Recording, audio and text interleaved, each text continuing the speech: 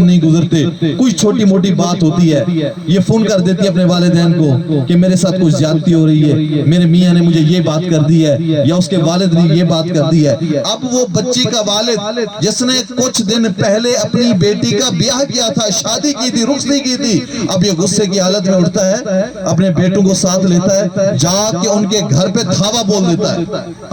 جا کے لڑنے لگ جاتے ہیں کہ تمہاری جرأت ہماری بیٹی کے ساتھ ایسے کر رہے ہو۔ جبکہ میں آج سے 14.5 صدیاں پہلے جاتا ہوں تو کیا دیکھتا ہوں کہ نبی کریم صلی اللہ علیہ وسلم گھر میں اداس بیٹھے تھے، آپ صلی اللہ علیہ وسلم کا دل مبارک چاہا جاؤں اپنی لخت جگر فاطمہ کو دیکھوں میری فاطمہ کا کیا حال ہے۔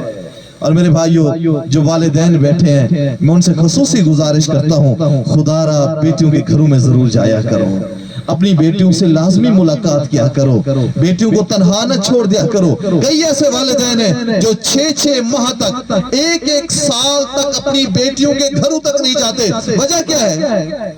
پراپرٹی ہے، بینک بیلنس ہے، زمینیں ہیں، بیٹے سارے اکٹھے ہو جاتے ہیں، کہتے ہیں ابا جی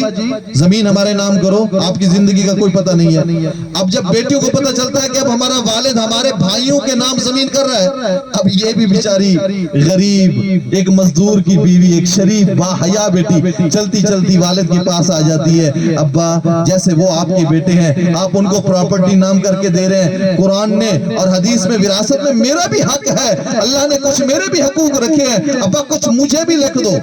اب جب یہ بیٹی بیچاری مطالبہ کرتی ہے تو والد پورے 4 فٹ کا نا ایسے جمپ لگاتا ہے کہ تیری جرأت کیسے ہوئی؟ ہاں میں ابھی زندہ بیٹھا ہوں اور تو زمین مانگنے آ گئی ہے، کوئی میں مر گیا ہوں؟ اور فوراً بیٹوں کو کہتا ہے اس کو میرے گھر سے نکال دو، آج کے بعد میں اس کے لیے مر گیا ہوں، یہ میرے لیے مر گیا، میرے گھر کے دروازے بند۔ اب یہ بیچاری روتی ہوئی واپس چلی جاتی ہے، آنا بیچاری آنے کی ہے، اور یہ والد ظالم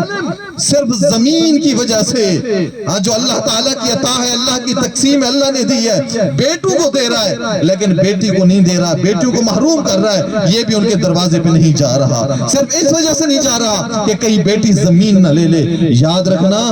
جو لوگ اپنی بیٹیوں کو زمینوں سے محروم کرتے ہیں کل قیامت والے دن یہی بیٹیاں ہوں گی، ان کے ہاتھ ہوں گے، ان بوڑھے والدین کے گریبان ہوں گے، پکڑ کے اللہ کی بارگاہ میں لے آئیں گی، اللہ ہمارا کیا قصور تھا، وراثت میں ہمارا بھی تو حق تھا، اس نے اپنے بیٹوں کو زمینیں دے دی تھی، پراپرٹی دے دی تھی، جائیدادیں دیتی تھی، ہمیں محروم کیا تھا، میرے مولا آج ہمارا حق لے کے دو۔ اللہ فرمائے گا ظالم بوڑھا اپنی بیٹی کو اس کا حق دے، کہے گا یا اللہ آج تو خالی ہاتھ آیا ہوں، زمینیں تو اپنے بیٹوں کو دے دی تھی۔ اللہ فرمائے گا ظالم کی گردن سے پکڑ کے جہنم کے تہخانے میں ڈال۔ تو میرے بھائیوں بیٹیوں سے بھی محبت کیا کریں۔ 14.5